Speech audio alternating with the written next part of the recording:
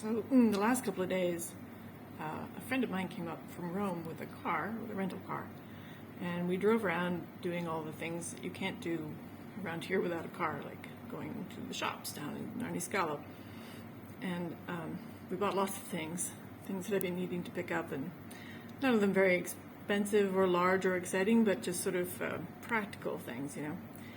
But the one that has given me the most delight has been, believe it or not, this little 3-drawer thing, because my whole desk was covered in little things, little objects that I need at hand, but we're just sort of floating around and getting knocked off the table by the cats. But look at this.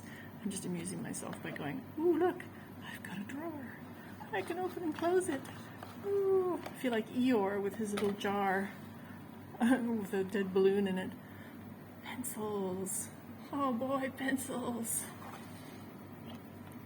Most important of all, though, is I was able finally to order from Rosemary's brushes. Now, Rosemary's is one of those kind of insider things. They're handmade Kolinsky sable brushes.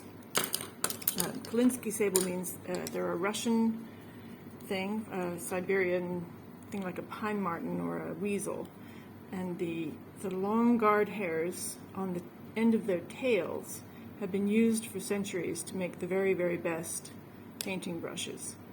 And they're very, very expensive. They're handmade, and all the iconographers and professional watercolorists and people like that use Rosemary's brushes. I think the only ones that are sort of more well regarded are the Winsor Newton Series 7, which is kind of a famous thing. But these are finally the real thing. You don't have to use the awful garbagey synthetic brushes anymore. I've got real brushes. 4 of them. I'm just going to play with my new toys here.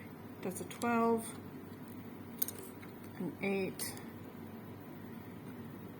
a 4, and a 2. So you can see the range of size is pretty broad. I got a very, very fine point on it. I'll finally be able to get into those little tiny little places and do the little dab of light in the eye on really small paintings. And boy, it is going to make a big difference. Really been fighting with the terrible brushes. Don't buy cheap stuff, guys. It's just not a real economy. Not if you're going to try to do real work. Get the real thing.